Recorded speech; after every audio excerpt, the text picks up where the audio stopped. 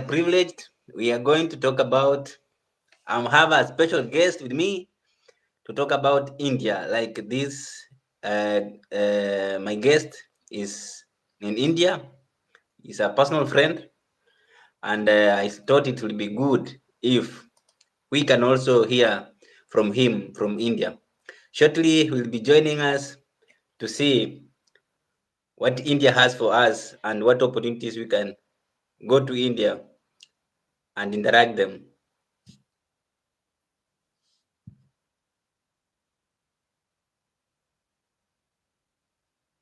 He is joining. He is joining. Dan. Hello, hello, hello. Hi. Finally. Hello. Yes, how are you? How are you? I'm really good. Yeah, it is a little bit cold here in India. I how is the temperature now? They're not bad. They're 5 degrees. Uh-huh. Yeah. I was I was just telling like my no one has joined, but I was just giving an introduction of you that we are going to talk about India and what is India all about, and what does India Mm-hmm. has for Kenyans who don't know about India, but they only hear about Indians maybe who are in Kenya. The only interaction they have had is Mm-hmm. who Indians who are in Kenya, but now you are in India. I don't know. What do you have to tell them generally about India? India is a great country. It is a multicultural, multi-religious country, just like any other country. Different places in India have different cultural practices, have different sets of people, but generally it is a great country to study in, a wonderful experience. Anybody who wants to come and study in India is highly encouraged to do so at the earliest. Hmm. And Yeah. how did you get yourself like to India? There is what we call the Indian Council for Cultural Relations Scholarship, which Mm-hmm. is awarded to a total of 52 Kenyans every year. Of course, the Indian Council for Cultural Relations Scholarship is a very big scholarship. It has quite a number of schemes. So I was given what we call the Africa Scholarship Scheme, which is awarded to 52 individuals from almost every country in Africa, and it covers everything, virtually everything. Starting with your air ticket, you are given the monthly stipend, and you're also given they also pay for your tuition fees. The only Mm-hmm. thing you pay for is your insurance, but you must Insurance. purchase an insurance cover once you come here. Yeah, and one thing about the Indian Council for Cultural Relations Scholarship is that it is given by the High Commission of India in Kenya. Mm-hmm. So it is not the Ministry of Education that is responsible for the same. When you tender your application online, the process is like this. They call for applications most probably in March, and Mm-hmm. you apply for the same. Once you apply, you are given an option of applying to 5 different universities. The applications are sent to the universities you have applied for, and when the universities when the universities look at your application and find that you are fit to study in that particular institution, they upload what we call a provisional admission letter into the ICCR portal. Mm-hmm. And the High Commission of India will give you the scholarship. It is the High Commission of India which gives the scholarship. Yeah, and Okay, that is that's how I really came. good. That's really good. And what could be like the requirements, like maybe for someone to apply for maybe bachelor's, master's, or something like this? Yeah, for you to, because I'm a master's student, let me talk about masters. Mm-hmm. For you to be admitted to a master's degree course in India, you must have graduated with your bachelor's degree Mm-hmm. with at least a second class honors upper division. Mm-hmm. And also another very important requirement for you to be given the ICCR scholarship, Indian Council for Cultural Relations scholarship, is that you must be less than 30 years old Mm-hmm. at the time of application. So basically, it is your academic documents.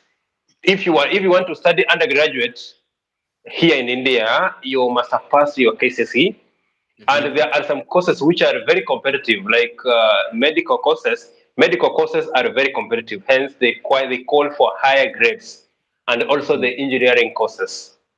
Mm-hmm. Yeah, and also to be admitted to the engineering courses or the medical courses is they always want you to have studied the three sciences offered in high school. That's chemistry, Yeah, biology, and physics. Mm-hmm. yeah. And like during how many people are over this scholarship per year? Per year, they normally give between 50 and 54 scholarships. Sometimes 52, yeah, 52, mostly 52, 52 students are given the scholarship. Mm-hmm. And Yeah. how is like the student life for students? Like how is it like? Is it something that someone can manage in a foreign country, or is it like how is it compared to Kenya? The foreign student experience here is so nice. Is in fact is a wonderful experience because once you come, we have. Let me talk about our university and the universities I visited. And when you come here to Amina Lagapa University, and we have our own hostel, it is fully furnished. It has a washing machine, it has a fridge, it has the beddings, the utensils, and everything else you need. It even has a warden who takes care of us, who picks our issues and delivers them to the high ranking officials of the university. It is very manageable, not even manageable. It is a wonderful experience. It is an enjoyable experience here. Mm-hmm. Yeah. And we have this stereotype. Like for example, I think you are familiar with this story, like the Punjabi University, like among the Kenyans, and now like most people who are growing up, like when they hear about the Punjabi story among the politicians, they tend to think like people who go to study to India, maybe they could just some like fake maybe universities in India. How do you tell people who have got these kind of stereotypes about the universities in India? You see, that is ignorance in the first place. That is being ignorant. The universities, the public universities in India are recognized by the Commission for University Education. And because you are studying in a foreign country, once you graduate from that country, you must present your documents to the Commission for University Education for what is it called? Equation, right? Mhm. So, sitting somewhere and claiming that anybody who has gone to study in India will come with a fake degree is just being ignorant and misguided. Mhm. And Yeah, it is not only for your information. It is not only India where politicians come up with fake documents from. In 2017, there is a politician who came up with a certificate from somewhere in North America. There is also another one who has risen to position of to a high position with a fake degree from Russia. It is not. It is mhm. not only India. Fake degrees, people fake degrees from virtually every country. It's only that in Mhm. India, the people have had this belief that getting an Indian degree is easy.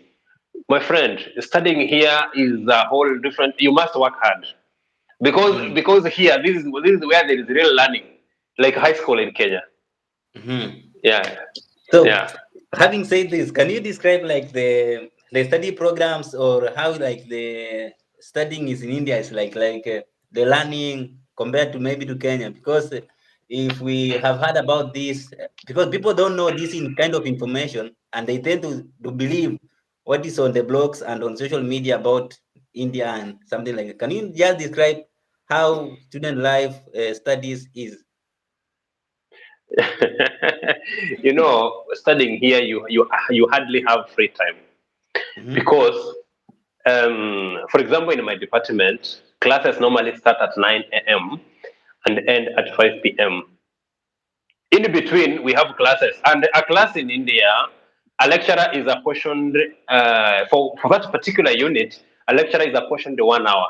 Not like in Kenya where a lecturer is given 3 hours, the whole 3 hours at once.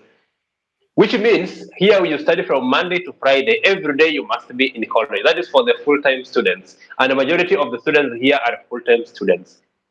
Mm. So there is hardly free time here. There is, but when you reach, of course, when you come to the second year, when there is specialization, that is where you can find a few free hours. Mm-hmm. But the Indian people, the Indian professors take attendance very seriously. It is the professor himself who takes the attendance, and if you don't attain 75% of attendance, you will not sit for that exam. I can Mm-hmm. guarantee you. Yeah. Okay. This is real good to be put straight. And what about like your social life among students and the city you are living? Is it really like there? Is it much different from Kenya or just the same? You just someone will fit in very easily. It is totally different. It is totally different owing to the fact that India is a conservative society. Mm-hmm. We have started in Kenya whereby people are mingle freely. You can walk anytime you want into the girls' hostel. You can just hold your hands, hug people left, right, and the center of the street. It doesn't happen in India. Here in Mm-hmm. India, it is highly prohibited to gain access into the girls' hostel, for example, and it's also highly prohibited for a girl to haphazardly come to your room. Mm-hmm. Even the social life, these I want to believe as you have traveled in Europe, you have seen people hugging, making affectionately on the streets. In India, it is not the case. Mm-hmm. Although there is a social life, people do socialize freely with others, but it is not as extreme as it is in Kenya. Here, people Mm-hmm. are a little bit conservative. Does it affect like your normal life when as a foreigner, like do you feel isolated or you just feel okay? Because like for example here sometimes, especially during winter and in a conservative country, like you feel somehow like you are isolated, you don't have people to talk to, or just to move to someone maybe to talk to about your issues or something like this, and it really affects like your mental health. Is it a No, day? no, no, no, no. It is basically here. The Indian people are very receptive, and they are also very caring. So you cannot reach that point where you are being affected mentally or you are feeling that lonely. There are quite a number of avenues through which you can associate and interact with the people. Mm-hmm. Yeah, it is not the business of man for himself and God for us all here. Mm-hmm. We do meet regularly with friends. You can get out for a cup of tea, but not as extreme or as freely as it is in Kenya. Mm-hmm. That's really good. Especially when it comes to the people of the opposite gender of the opposite gender, yeah. Mm-hmm. There is quite a restriction. Mm-hmm. And how many like maybe have you ever met Kenyans within within the region, or how is the like the foreigners within India? How do you have like maybe some organization for you to meet or something like this? Yeah, we have a WhatsApp group for the Kenyans in India, but Mm-hmm. as you may be aware, India is a very vast land. Mm-hmm. It has a number of states, more than 20, and even the state I am in itself, Tamil Nadu, Mm-hmm. has a population of 100 million people, which is more than almost 2 times the population of Kenya as a country. Mm-hmm. Hence, traveling from here to another place is quite a hurdle, Mm-hmm. and you can only meet people virtually. So people are scattered all over. There's somebody, people are maybe others are in Delhi, others are in Uttarakhand, others are in Bihar, others are in Assam, others are in Maharashtra, others are in Kerala, others are in Goa. So meeting all these people physically is a big issue. But we have Africans here. Where I am, we have around 10 Africans. There are 3 Kenyans here in this place. There are 3 Kenyans.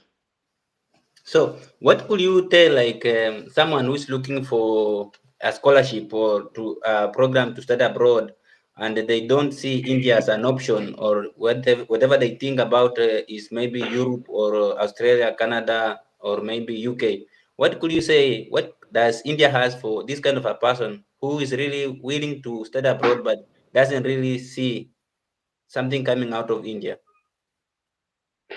Basically, our people should feed themselves with facts and the right information. Number two, people should stop being too choosy. When you become too choosy about where you want to go, you may not get what you want, because sometimes life does not give you what you want, but it will give you what you need. And anybody who wants to study abroad, first of all, get the right information and don't be too choosy. India is a great place to study, and if at least you want to go to the UK, to Australia, to Canada, the USA, or the European countries, consider studying in the Asian countries too, because there are quite a number of opportunities out here. It's only that people may not be much informed about them, or whatever they may be informed about them may not be correct. Hence, because I am here in India, I can guarantee you will have a great experience, and it can also be a bridge to better things. Sure, sure, sure. Yeah, nobody is condemned to get bad things in life. Nobody is condemned. Once you come and study here, you will be a very different person in terms of your perspective, in terms of your competence, in terms of your expertise, and in holistic, you will be holistically a very different person. Hence, it is a high time our people embrace each and every opportunity that comes their way, because waiting to travel to the UK or the USA may not come as soon as you may want it to. Yeah, for example, now look at these scholarships, like the Chevening scholarship. Chevening, I applied for Chevening in 2020, even before I graduated. That year, the Chevening Secretariat received 78,000 applications. And they only wanted, and out of that 78,000, they only want around 1,500 people, which means some of these opportunities are extremely competitive. Hence, it is a high time our people take the opportunities which are available, even as they compete for the most competitive positions. Sure, sure. Do you think like you going to India, like being in India, has maybe added something like of value to you? Because some people may think because like the way they see India is like they think like you are just there maybe for studies and maybe something to do with job opportunities, and that's why they look down down to India. Like, do you think it has been of positive impact to you? Of course, I can tell you it has really impacted my life. It has changed the way I look at things. It has increased, and widened my knowledge base. I am not as I was before I came, and I will not live here as I am today or as I was when I came. India has really made me a different person, because here when you come there is a very different culture, different values, different approach to the way the professors teach. So you cannot be exposed to that environment and get out as you came. And today I know quite a number of things I didn't know when I was coming. There are quite a number of situations I will handle differently and in a more professional way that I could not handle then. Okay. So this is Yes, a yes. great avenue for somebody to gain knowledge. Knowledge is not, great experience is not a monopoly of the Western countries. Yeah. It's really good. Like this information to come out like from you, because from you who is really in India, and to share it out, because some people, if it's told by someone who is not in India, they tend not to believe. And what about like you getting the scholarship? Did you know like someone maybe or you had a big pocket, or how did it happen? Like you got a scholarship? Because I know you very well. You have been the same high school, something like this. Like I know someone maybe of your background. Do you have a big person for you to get this kind of scholarship, or how did it just happen for you? Basically, when it comes to academia, you do not need connections to get anywhere. It only requires you. And when I was applying for the Indian Council for Cultural Relations scholarship, I knew nobody. In fact, majority of the people who came to know that I got the scholarship didn't know of its existence. When you want a scholarship, you do not need anybody's intervention. The only thing you need is the right information. Tender your application. Just know the eligibility. Be familiarize yourself with the eligibility criteria, get the documents that they require, and then tender your application within the timelines given. Then wait for the results. And number two, people should not feel like they are not competent or qualified enough for any opportunity in the world. Stop this habit of self disqualification. That there is a lot of competition. No, no, no. You are competitive enough too. Just take that bold step. When you take the bold step, you will be home and dry. The greatest mistake our people make is that they are not ready to put effort into looking for information, and even if they are given the information, they are also not ready to play their part. I have mentored quite a number of people on applying for the Indian Council for Cultural Relations scholarship, but you realize that some of these individuals want you to spoon feed them. You tell them go and look for these documents. They find it quite now. Like maybe you may require a recommendation letter. Mm-hmm. Maybe you may require some scholarships require you to write a certain essay. Some scholarships call for certain documents. People are not ready to make any effort into getting these documents or into writing these essays. When you are not ready to put effort, nothing is forthcoming. So Mm-hmm. this thinking that you must have or you must know somebody somewhere for you to get something is not right. It's not right at Mm-hmm. all. It's not right. Mhm. And maybe before I forget, like the stipend, the monthly support uh, for this scholarship, is it enough for a student, or you need maybe pocket money from your parent for you to support yourself and live in India? Is it enough for you to be able to support yourself with this money you are being given by the scholarship in India?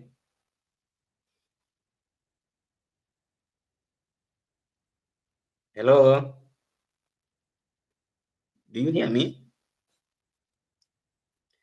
I think my guest has a network problem, but he's going to join soon. So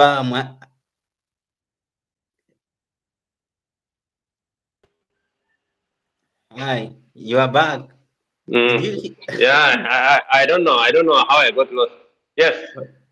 Okay, I was asking you like the monthly stipend you are being given by this kind of scholarship, the Indian Cultural Scholarship. Is it like enough to Mhm. support your stay, your studies, upkeep, and pay your accommodation? It is actually more than enough. In fact, some of that money we send it at home. We send it back home. For us, the cost of living in India is very low in comparison to even Kenya, where we come from.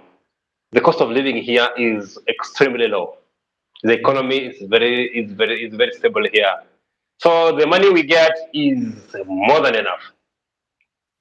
Yeah, Hmm. because once you're given the ICCR scholarship, for example, they will pay your air ticket. The university will provide you with accommodation. In fact, majority of the universities give fully furnished rooms. Like where I am, we are given fully furnished rooms with everything: in the utensils, a washing machine, microwaves, fridges, TV screens. That is away from the local students.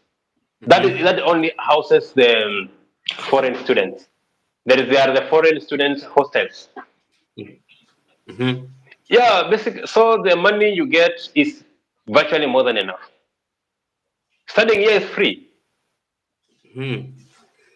Also, another thing which I would want your subscribers to know is that studying in India, even as a self-sponsored student, Mm-hmm. is far much is almost 10 times cheaper than studying in Kenya. Because a master's degree in most Indian universities, the whole master's degree may cost you that is the tuition fees may cost you less than 100,000 Kenya shillings. Mm-hmm. For the whole Yeah, period. yeah, for the whole program. That is the tuition fees. It may go less than, in fact, in some universities, it can be as less as 30,000 Kenya shillings. Mm-hmm. A master's degree. And what about like the requirement? Will you need like will they base the entry requirements maybe for university for undergraduate programs? Like you need to have a specific requirement, maybe a specific grade. Of course, when you are studying, when you are, it depends on the program. The same Mm-hmm. way in Kenya, you cannot just enter a program because you're such for KCSE and you want to transit into a certain program. They also have their own demands and requirements. If you Mm-hmm. want to have studied and even you must have done the three sciences. If you want to go for the postgraduate degree, you must have graduated with your undergraduate degree with at least a second class upper division. Mm-hmm. Sometimes they accept the second class lower division. In fact, the majority of the universities in India, as long as you have more than 50% grade, as long as you have more than 50% in your undergraduate, you are Mm. eligible to enter the postgraduate program. Okay, one of the guys is asking like, do you need to study Chinese? But we need to tell him that India. We are talking about India, not Chinese, but not China. So the official language I think for study will be English. He's asking, do you need to study Yeah, Chinese? yeah, yeah. No, here, so in some places the language can be a problem. In some places the language can be a problem because they speak regional languages. Like Mm-hmm. where I am in Tamil Nadu, the whole of Tamil Nadu speaks a language called Tamil. Mm-hmm. If you go to the neighboring state called Karnataka, they speak a language called Kannada. Mm-hmm. If you go to places like Uttarakhand, Delhi, they speak a language called Hindi. Mm-hmm. It is dominant, but that does not mean you will not be able to study here.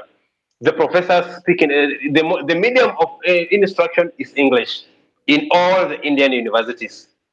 All the books are in English, the exams are in English, the teaching is in English, although sometimes because the number of students who come from the local region or from that particular state is higher than the foreigners, sometimes some professors teach in the regional language. Mm-hmm. But you will not really be unable to cope. Mm-hmm. Yeah. Again, like one again is asking, are there student jobs like in India or somewhere where someone can go and do some student jobs? No, no, no. In India, there are no, as I told you, the education system of India is quite rigorous. Mm-hmm. It is rigorous in the sense that, like, when you compare it with the Kenyan education system, I want to believe you are in a university where if a professor is being given a certain unit, let us talk Mm-hmm. about, for example, introduction to communication, or Mm-hmm. let us talk about financial accounting. The professor is given the 3 hours at once per week. That Mm-hmm. is not the case. That is not the case in India. In India, if the professor has that unit, he will be given 1 hour on Monday. He may be given another hour on Tuesday and another hour on Friday. So, and there are quite a number of courses you will study or units you will study for that semester. So the day is fully packed. The classes will start at 9 or at 10 in some universities, and they will end at 5 p.m. And it also depends with the states. There are some states which normally have classes from 8 a.m. to 1 p.m. Others from 2 p.m. up to evening. It all depends with the university and the state. But point blank, there is no provision for working as you study. There is no that provision. Especially if you come through the scholarship way, you will not have that opportunity. Mm-hmm. Yeah. And just to ask another, like the study program is not like static, like the timetable changes, or you say like one professor comes Monday, Tuesday, and Wednesday like this, or the timetable is just scheduled for maybe for the whole semester. The timetable is scheduled for the whole semester, and also they also give, in fact, they give what we call an academic calendar. Mm-hmm. They have specific time where when you will sit for the cuts. That is the internal one. It's called CIA 1 and 2. They have a specific time when you will sit for the end of semester examinations. And here we have professors who are specialized in specific fields. Like if you are a professor of financial accounting, or if you are a professor of marketing, or if you are a professor of human resource management, according to the curriculum and the syllabus of that course, that is what you will teach for all the batches that will come to that university. So once Mm-hmm. a timetable has been set, that timetable runs for the whole semester. Mm-hmm. Mm-hmm. Mm-hmm. Okay, as we wind up, like what is the advice you give to someone who's looking for an opportunity, maybe to study, and maybe doesn't see India as the best? Now you have been in India, you have explored opportunities in India, you have seen what Kenya is.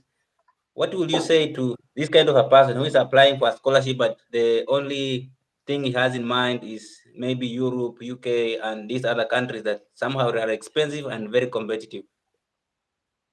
Our people must stop being choosy. Sometimes being choosy makes one lose even the only available opportunities for them. So, studying in India, there is nothing wrong with studying in the Asian countries. In fact, once you come and get another, degree from here or get another experience from here, it might be a bridge to where you wanted to go to. People should never shy away from studying in any country because these opportunities are there to be grabbed, and if you don't grab them today, somebody else will grab them, and you might sit there waiting for that particular opportunity you have always wanted, and it may never be forthcoming here. Mm-hmm. And the people also should get the right information from the right people, from the people who have experienced it. When you want to fly, you must stop working with the chicken.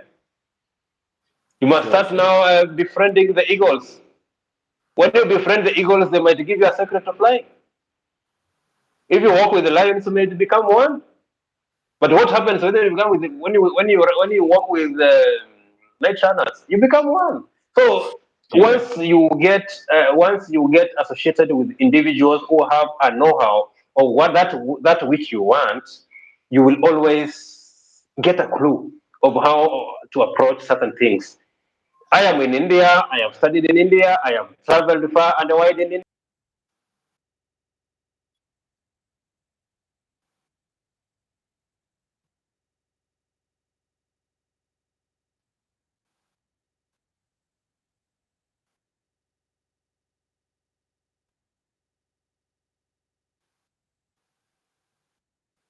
That that was really good sharing about the India culture scholarship. Even I personally I didn't know about it, but having shared this, I think this information will go wide to people who are looking for places to study and they did not see India as an option.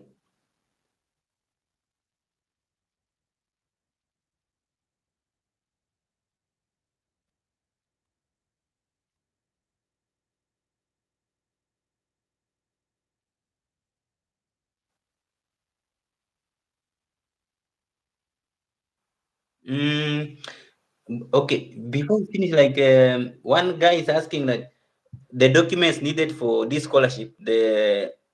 But you have already said like you need your, I think, academic documents, and you also said.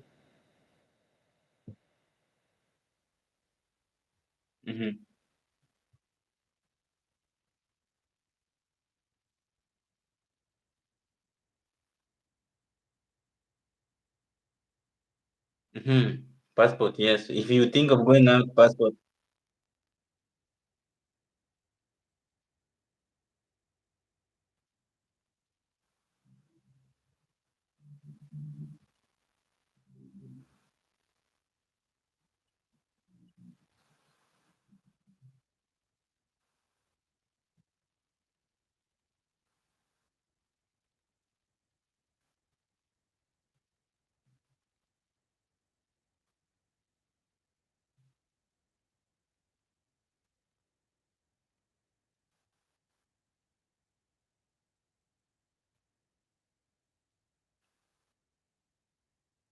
Sure.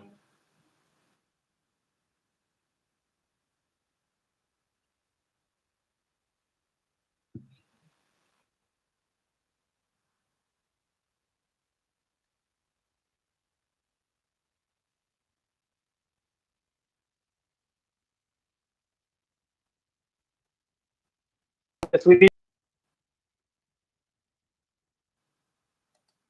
Sure, sure, sure. That's really good.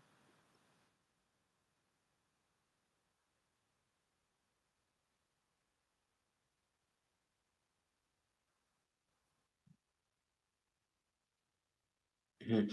When is the application like open? March. March, March. And you said it's for 52 people from Kenya, right?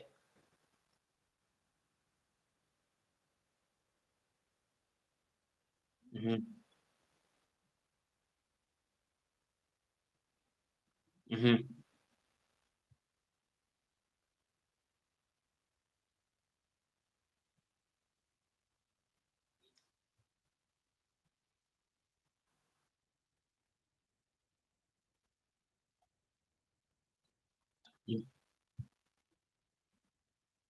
Sure, sure.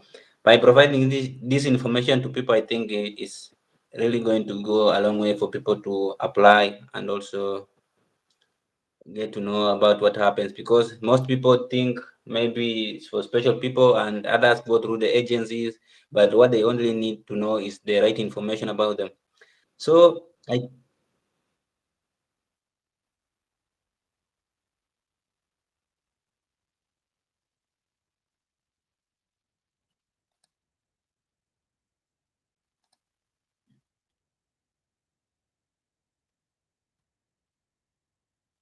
sure if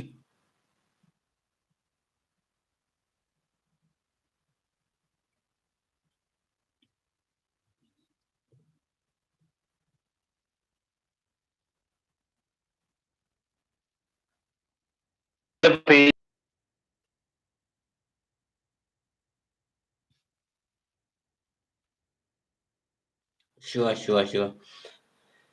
It's really good talking to you and talking about India and what India has to offer to Kenyans. And I'll really be happy if I'll share the also the link for this scholarship so that people can go through by themselves to see the requirements they need and how they can apply. Are you still here? Maybe your final remarks on people who are going to view this and something maybe which you have forgotten about.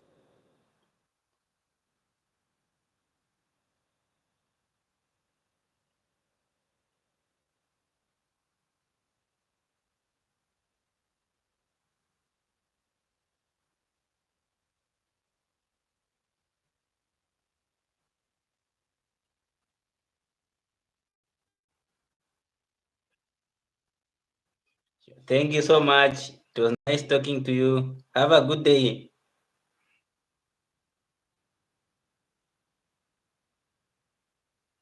Thank you so much. Bye.